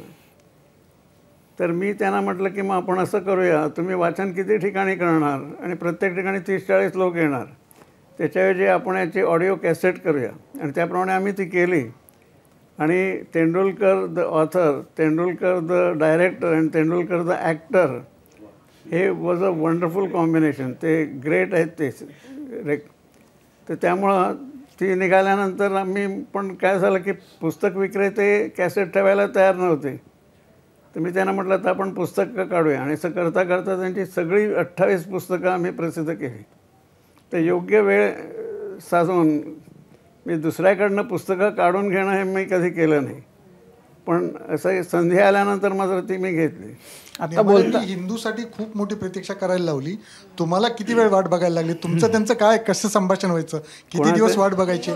हिंदूनं खूप वाट बघायला लावली, वाचकांना खूप दीर्घकाळ प्रतीक्षा करायला लावली. ते आमची गंमत चालते अजूनही. नेमाडेंना मी म्हणत असे केवळ ते सगळे मला ते म्हणाले मी पण तुम्हालाच सांगतो. मी ते आमचे प्रकाशक वेळ काढतात. म्हटलं पण मॅन्युस्क्रिप्ट द्या ना. तर एकदा त्यांच्या बायकोला मी म्हटलं की हो आता त्यांना जरा सांगा ना, नाही तर लोक माझ्या तोंडात शेण घालतात.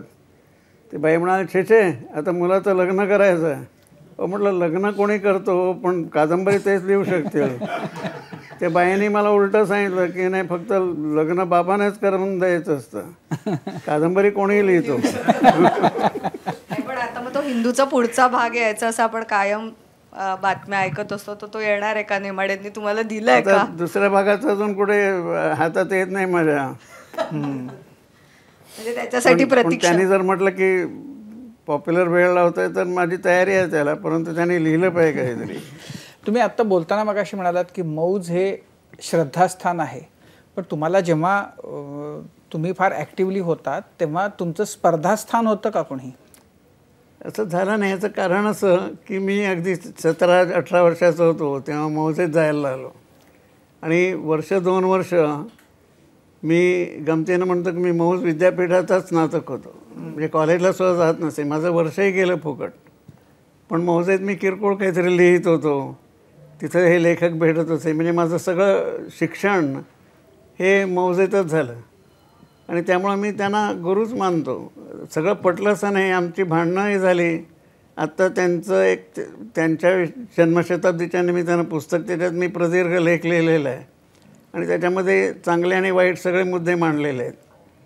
परंतु तरीसुद्धा ते माझे या बाबतीतले गुरु आहेत, त्यात काही शंकाच नाही. किंवा एकूण विचारसरणी जी होती, तुम्ही जर म्हटलं त्यात देसाई जसं महत्त्वाचं आहे तसं श्रीपू भागवत हे सुद्धा आहेत.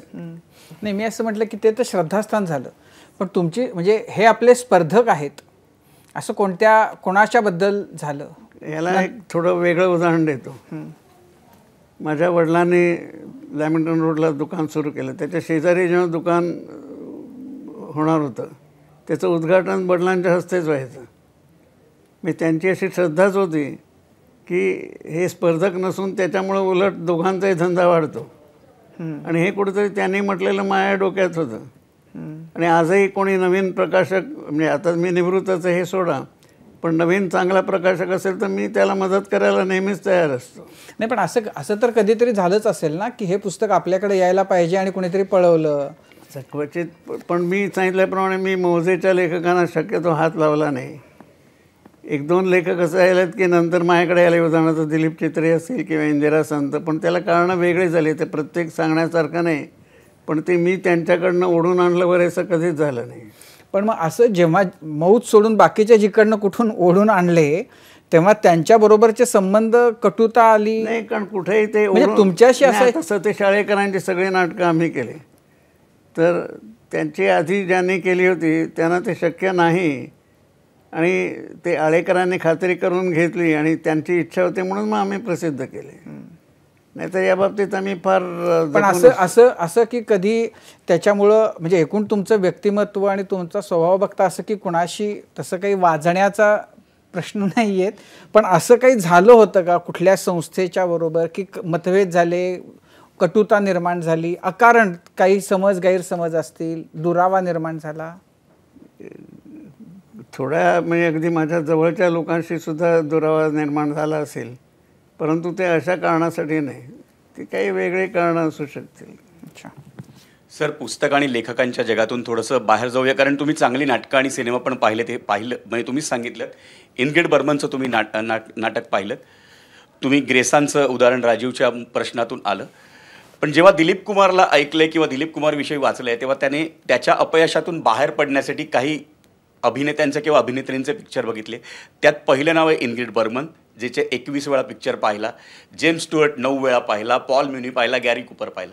हे इनग्रिड बर्गमन काय प्रकरण होतं, काय रसायन होतं, आजच्या पिढीला जर सांगायचं तर सांगा. इनग्रिड बर्गमनने जे सिनेमा केले ते सिनेमाच ग्रेट होते. त्यातले बरेचसे मी पाहिले. मी तिने सामान्य रन ऑफ द मिल ज्याला म्हणतात अशी सिनेमा केल्याचं मला तरी माहीत नाही, आणि त्यामुळे तिच्याबद्दल मला प्रचंड आदर होता नटी म्हणून. हे असं माझी भेट होईल किंवा अशी याची कल्पनाही नव्हती. खरं गंमत म्हणजे जेव्हा ग्रेसचं पत्र आलं तेव्हा ग्रेस हे नाव त्याने कसं घेतलं याबद्दल अनेक अफवा होत्या, आणि शेवटी मी पाहिलं की कुठल्याही सिनेमामध्ये तिच्या पात्राचं नाव ग्रेस हे नव्हतं.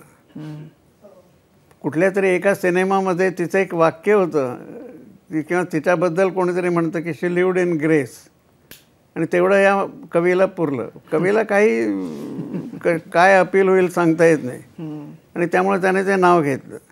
पण त्याप्रमाणे कदाचित मी तेव्हा म्हटलं की एक ऑड्रे हेपबर्नसारखी नटी की जिने अनेक थोर भूमिका केलेल्या आहेत, अशा एखाद्या बाईला कदाचित मी भेटायला गेलो असतो. पण बाकी केवळ लोकप्रिय नटी म्हणून मी असं आउट ऑफ द वे गेलो असतो असं मला वाटत नाही. सत्यजित, तुम्हाला विचारायचं आहे की सगळं छान वातावरण म्हणजे बाबा लेखक, लहानपणापासून तुम्ही पुस्तकात राहिलात, घरचं प्रकाशन, पानी फाउंडेशनचे सगळे अनुभव, भेटलेले लोक, आलेले अनुभव, या सगळ्याबद्दल काही लिहिण्याचा विचार आहे का तुमचा? त्यात त्यांनी लिहावं असं तुम्हाला वाटतं का? त्याने एक जे पुस्तक लिहिलेलं आहे, मी दोन तीन लिहिलेले आहेत, पण त्यात विशेषतः ते मेकिंग ऑफ लगान्याचं ते अप्रतिम पुस्तक आहे असं मला वाटतं. आणि मी जेव्हा ते वाचलं तेव्हा हा वांद्र्याला राहत होता आणि मी प्रभादेवीला, आणि रात्री वाचल्यावर मी अस्वस्थ की कधी हा भेटतो, आणि सकाळी उठल्याबरोबर मी जाऊन त्याला सांगितलं. तर तो उत्तम लिहितो, आणि आतासुद्धा म्हणजे पाणी फाउंडेशनचा अनुभव तो आणि स्वाती यांनी लिहिलं पाहिजे असं मी अनेक वेळा सांगतो. परंतु त्यांचे आता इतकं आयुष्य सॉरी, मी तुम्हाला मध्येच रोखलं तुमचं. नाही, मी त्यात एकच भर घालणार होतो. म्हणजे घरातल्या वातावरणातला एक महत्त्वाचा भाग म्हणजे माझी आई, जिने स्पेशल एज्युकेशन जे आहे म्हणजे लर्निंग डिसेबल्ड मुलांसाठी शिक्षणाची ती आपल्या देशातली पायनियर आहे. म्हणजे भारतातली पहिली शाळा जी लर्निंग डिसेबल्ड मुलांसाठी आहे, सॅपलिंग त्याचं नाव, स्कूल फॉर अप्रोप्रिएट लर्निंग. आईने आणि माझी मावशी रजनी वाघ या दोघींनी सुरू केली होती. ती 1981 साली मला वाटतं. म्हणजे जेव्हा तारे जमीन परला यायला 25 वर्ष होती आणि लोकांना त्या विषयाबद्दल म्हणजे ABC पण माहिती नव्हता, त्यावेळेपासनं माझ्या आईने या विषयावरती काम केलं. त्यामुळे आईचे सुद्धा म्हणून आईचे खूप मोठे संस्कार माझ्यावरती झाले. लिहिणं हे खूप कठीण काम आहे, आणि आमच्याकडे काय म्हणतात त्याला आस्किंग रेट खूप हाय आहे. T20मध्ये 200 रन्स काढण्यासारखं आहे. तर त्यामुळे सध्या तरी लिहिणं थोडं कठीण आहे. कदाचित कामाचा व्याप किंवा गती थोडी कमी झाल्यानंतर लिहिण्याची पुन्हा संधी मिळेल. पण एक प्रश्न की तुम्ही म्हणजे इतके मोठे प्रकाशक, तुमची पुस्तकं तुम्हाला पॉप्युलर न करावीत असं का नाही वाटलं? तुम्ही ते बाहेरच्या प्रकाशकांना का दिलीत? नाही, आता हे जिज्ञासा हे पहिलं माझं एकट्याचं पुस्तक जे मी पॉप्युलरच्या वतीनं काढायला परवानगी दिली, कारण मी आता त्या संस्थेशी संबंधित नाही, मी निवृत्त आहे. पण नाहीतर त्याला कारण होतं, ते सांगितलं तर मानभावेपणाच वाटेल, पण खरं कारण ते आहे की मी प्रकाशक म्हणून उत्तम पुस्तकच फक्त करतो. मी तेव्हा तुम्हाला सांगितलं की मला साधं चांगलं चालत नाही, मला उत्तम पाहिजे. आता माझं उत्तम आहे हे मी प्रकाशक म्हणून कसं ठरवणार? हा प्रश्न होता. पण जेव्हा दुसरा प्रकाशक मोठा प्रकाशक घेतो तेव्हा ते उत्तम आहे, आपलं उत्तमच आहे असं म्हणून छापायला काय हरकत आहे? असं आज मी म्हणू शकतो, आज माझ्या लेखनाला तेवढे एक दर्जा लोकांनी स्वीकारलेला आहे आणि त्यामुळे मी म्हणू शकतो. आणि म्हणून मी ते दुसरं कारण की ज्यामुळं मी आता हे पुस्तक पॉप्युलरकडे दिलं, त्याचं आणखीन एक कारण की आता माझं वय, की आता कोणाही प्रकाशकाला मी वर्ष दिलं पाहिजे, ते वाचणार, त्याचं संपादन करणार, त्याचं प्लॅनिंग करणार वगैरे. आणि आता मला तितकी वाट पाहायची नव्हती. तर माझा मोठा मुलगा म्हणाला, नाही बाबा तुझ्या बर्थडेला आपण ते प्रसिद्ध करू, आणि ते प्रसिद्ध आता होते. तर या दृष्टीनं मी तो अपवाद केला. नाही तर माझी 2-3 जी मराठी पुस्तकं पॉप्युलरने काढली ती आयदर आता गांधींच्या पुस्तकाचा मी अनुवाद केला, ते माझं पुस्तक नाही, ते गांधींचंच आहे, त्यामुळे ते प्रसिद्ध केलं. किंवा पॉप्युलर रीती पुस्तक हे जे ते पॉप्युलरचे स्टाईल बुक असल्यामुळं आणि ते माझ्या एकट्याचं नसून मृदुला जोशीबरोबर मी लिहिलेलं असल्यामुळं ते प्रसिद्ध केलं. पण नाहीतर माझं पुस्तक मी त्या एका महत्त्वाच्या कारणासाठी पॉप्युलरला देत नव्हतो किंवा तसं कधी मी प्लॅन केलं नाही. तुम्ही इतकं वेगवेगळ्या प्रकारचं काम केलं, तुम्ही शास्त्रीय तुम्हाला म्हणजे असं सांगणं जरी अवघड असलं की यातनं आनंद मिळाला खूप, तरी जेव्हा तुम्ही आता मागं वळून बघताय तेव्हा अशा कोणत्या गोष्टी आहेत की ज्यांनी तुम्हाला आंतरिक खूप आनंद आणि आनंदापेक्षा समाधान दिलं? खरंच कठीण आहे. याचं एक वेगळं उदाहरण देतो. ज्यावेळेला मी निवृत्तीच्या पायरीवर होतो तेव्हा मी माझ्या बायकोला विचारलं की मी लेखनावर लक्ष केंद्रित करू की गाण्यावर. तर ती म्हणाली लेखनावर. याला 2 कारणं होती की तिला गाण्यामध्ये कमी रस आहे आणि दुसरं की तिला असं मनापासून वाटतं की मी लेखक म्हणून अधिक चांगला आहे गाण्यापेक्षा. परंतु मी ते दोन्ही केलं नाही, मी असं ठरवलंच नाही आणि दोन्ही मी चालू ठेवलं. आणि सुदैवानं मला अनेक वर्ष मिळाली आणि त्यामुळं गाण्यातही मी काहीतरी एका विशिष्ट टप्प्यापर्यंत जाऊ शकलो आणि लेखनातही विशिष्ट टप्प्यापर्यंत जाऊ शकलो आणि माझं त्यात समाधान आहे. पण म्हणजे हा प्रश्न तुम्हाला यापूर्वी अनेकदा विचारला गेलेला आहे की जे गाण्याच्या बाबतीमध्ये तर तुम्ही खूप मोठी मजल आणखीन मारूच शकला असतात, तुमच्यामध्ये ते पोटेन्शियल होतं, तुम्हाला ते आणखीन एक्सप्लोअर करावं असं नाही वाटलं?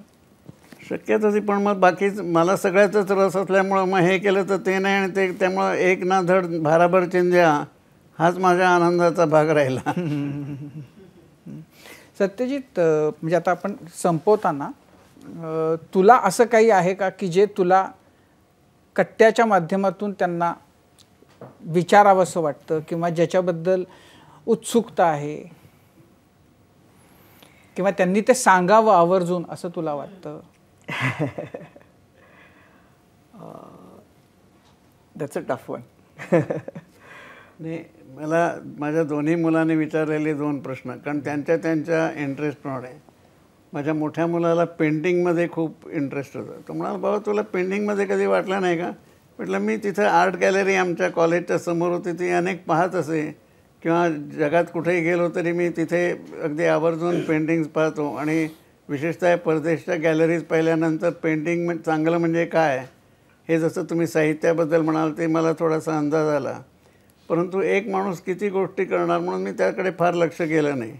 त्याचप्रमाणे सिनेमा, मी लहान असताना आनंदम नावाची एक चित्रसंस्था होती, तिथं सगळे ते ग्रेट फिल्म्स, पोटोमकिन, बॅटलशिप पोटोमकिन किंवा जोन ऑफ आर्क वगैरे सगळे मी पाहिलेले आहेत.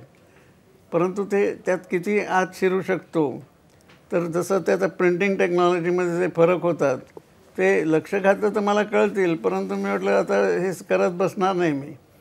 त्यामुळं कुठंतरी आपली मर्यादा लक्षात ठेवून अनेक गोष्टी केल्या नाही. त्यात याने विचारलेलं सिनेमाबद्दलचा आणि माझ्या मोठ्या मुलाने पेंटिंगबद्दलचा प्रश्न मला आठवतो की मी हे का केलं नाही.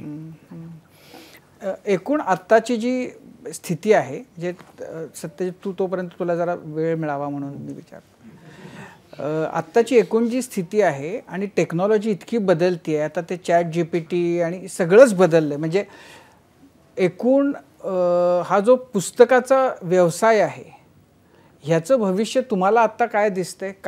म्हणजे इतकं सगळं बदलते की आता लेखकाला सुद्धा ChatGPTवर तुम्ही सांगितलं तर एका सेकंदामध्ये ते कविता करून देते, कथा त्याच्यातनं मिळू शकतात आणि कादंबऱ्याही मिळतील 2-3 मिनिटांमध्ये.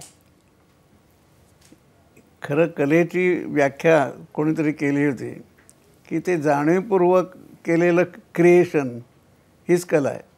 म्हणजे कोणीतरी हा हायपोथेटिकल प्रश्न अनेक वेळा उभा केलेला आहे की माकडाने समजा टायपरायटर बडवला आणि त्यातून काहीतरी लेख निर्माण झाला तर त्याला कला म्हणायची का?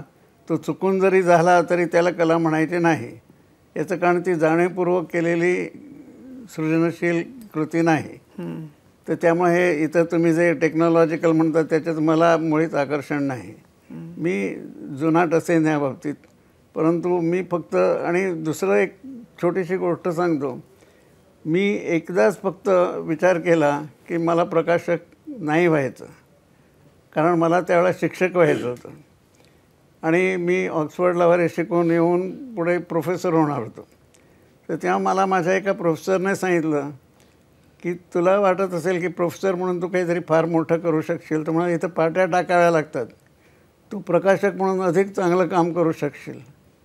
आणि मला असं वाटतं की निदान मला अधिक आनंद मिळालेला आहे आणि मी लोकांना सुद्धा अधिक आनंद देऊ शकलो असं मला स्वतःला वाटतं. पण असं तुम्हाला का वाटलं की आपण प्रकाशन चांगली चाललेली संस्था, त्यावेळेला तुमचं वय काय 22-25 असेल जेव्हा तुम्ही या विचाराप्रत आला असाल तेव्हा, तर हे बंद करावं आणि प्राध्यापक बंद नव्हे, तेव्हा मी नव्हतोच, आत शिरलेलोच नव्हतो. मी आमच्या दुकान चालू होतं, मी दुकानात जायचं की नाही हा मुद्दा होता.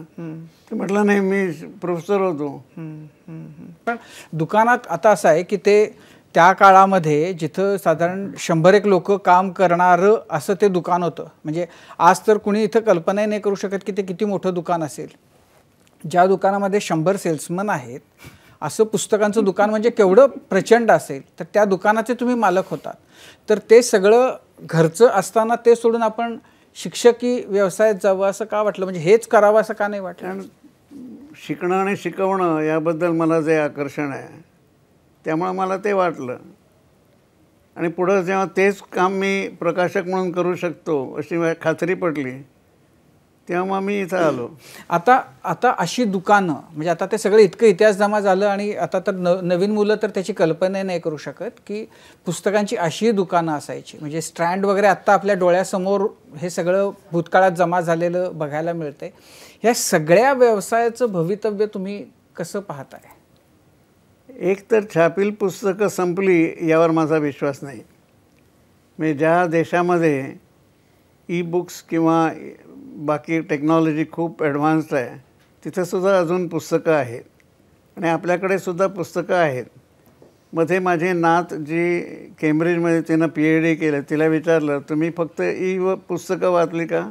ती म्हणाल नाही, जर्नल्स आम्ही ई जर्नल्स वाचली, परंतु पुस्तकं आम्ही छापीलच वाचतो. तर मला असं वाटतं की अजून निदान माझ्या पुढच्या 10-20 वर्षामध्ये तरी पुस्तकं अजून राहतील. आणि मला अजूनही ते मोबाईलवर किंवा लॅपटॉपवर वगैरे पुस्तक वाचणं आवडत नाही. पण मी हा टिपिकल नाही याची मला कल्पना आहे. नवीन पिढी ही तसंच करत असते, पण तरीसुद्धा पुस्तकं अजून आहेत असं मला वाटतं. आणि आता काही प्रमाणात जसं मोबाईलमुळे भाषा बदलते, स्पेलिंग्स बदलतात, लोक शॉर्टकट्स काढतात, किंवा क्रिकेटमध्ये जसं वेगवेगळ्या प्रकारचं सगळं आता सुरू झालेलं आहे, तसं कितीही जरी झालं तरी अजून तरी टेस्ट मॅचला किंवा पुस्तकांना, छापील पुस्तकांना महत्त्व आहे असंच मला वाटतं. तुम्ही मोबाईल वापरता, व्हॉट्सॲप बघता? हो. तुम्हाला ते टाईप करता येतं? हो. लॅपटॉप वापरता? हो. अच्छा, सगळंच आहे. माझी पुस्तकं मी माझ्या डेस्कटॉप किंवा लॅपटॉपवरच तयार करतो. अच्छा. आणि ही मोबाईलची भाषा आहे ती तुम्हाला? मला आवडत नाही, मी आपलं रेग्युलर स्पेलिंग करतो. सत्यजित, काही आहे विचारायचं किंवा सांगायचं? सांगण्यासारखं खूप काही आहे, कारण थोडं ऑकवर्ड आहे असं समोर बसून सांगणं. पण मला वाटतं की मी खूप भाग्यशाली आहे की माझा जन्म या घरात झाला आणि माझ्यावर या बाबाचे आणि माझ्या आईचे संस्कार झाले. आणि बाबाबद्दल बोलायचं झालं तर खास ही गोष्ट की जीवनाला आपण पूर्ण त्याचा अनुभव घ्यावा. त्याची दुःखसुद्धा आपण पूर्ण अनुभवावी, त्याचा संघर्षही पूर्ण अनुभव घ्यावा. कोणत्याही गोष्टीमध्ये आपण मर्यादा आपल्या मनावर कधीही घालू नये की अरे हे तुला कसं झेपणार, हे तू कसं करशील, हे तुला कसं परवडणार, तुला काय पाहिजे याबद्दल अगोदर विचार कर आणि मग आपण विचार करूया की ते साध्य करण्यासाठी काय काय करण्याची गरज आहे. तर त्यामुळे मन एकदम ओपन ठेवणं आणि सगळे अनुभव पूर्ण आपण जगून घेणं, मला वाटतं की याहून मोठी देणगी कोणतंही पालक आपल्या मुलांना देऊ शकत नाही. तर त्यासाठी मी काय म्हणणार नाही. मध्यंतरी तुमची एक मुलाखत होती, त्यात तुम्ही म्हणजे कृतार्थ असं म्हणायला तुम्ही स्वतःबद्दल नको म्हटलं होतं, समाधानी असं म्हटलं होतं. अजूनही त्याच ठिकाणी मला हवं आणि मिळालं नाही असं काही नाही. मला मिळालेलं अनेक गोष्टी मी नाकारलेल्या आहेत, त्या सगळ्या मी सांगत नाही आता. परंतु मला त्याचं अट्रॅक्शन वाटलं नाही की मला हे पाहिजे ते पाहिजे वगैरे. उदाहरणार्थ समजा आज मला कोणी 10 कोटी 100 कोटी दिले, मी करणार काय त्याचं? मी आज खाऊ शकत नाही, पिऊ शकत नाही, भटकू शकत नाही, त्याचा उपयोगही काही नाही आणि तशी माझी ॲम्बिशन नाही. माझा एक मित्र मला म्हणायचा, अरे तुम्ही 70 वर्ष काम केलं आणि त्या मानानं तू श्रीमंत नाहीस, पण मला त्याचं दुःखच नाही आहे. मी आहे त्याच्यात, मला ते ठीक आहे. त्यामुळे तो काय मुद्दा येत नाही. आता शिकण्याच्या दृष्टीनं अनेक किंवा लिहिण्याच्या दृष्टीनं अजून पुष्कळ गोष्टी लिहायच्या आहेत. आता मी पाहत होतो या इतक्या वर्षामध्ये मी अधूनमधून लिहिलेले 200 लेख आहेत. त्याचं संपादन कसं करायचं याचा विचार करते. त्यातले 70-80 हे गांधींबद्दलचे आहेत. तर त्याचं गांधी गंमत असं पुस्तक माझ्या डोक्यात आहे आणि त्यात वेगवेगळ्या गोष्टी मी गांधी आणि भाषा, गांधी आणि स्वच्छता असे वेगवेगळ्या गोष्टी काहीतरी निमित्तानं लिहिलेल्या आहेत. त्यानंतर ज्यांचे लेख पुस्तकात आलेले नाही तसे वसंत बापट किंवा नेमाडे किंवा महानोर किंवा असे अनेक लेख अजून आहेत, किंवा मतकरी, पुष्पा भावे वगैरे. तसं खूप लिहिलेलं आहे आणि लिहायचं पण आहे. माझा PhDचा प्रबंध जो गांधी सावरकर आंबेडकर त्याचं इंग्रजी पुस्तक अजून व्हायचं आहे आणि ते अतिशय महत्त्वाचं आहे असं काहींचं मत आहे. ते सगळं व्हायचं आहे. तर तेवढ्या फक्त मला वाटतं की माझ्या हातनं ज्या गोष्टी व्हायच्या आहेत त्या व्हायला पाहिजेत, परंतु बाकी काही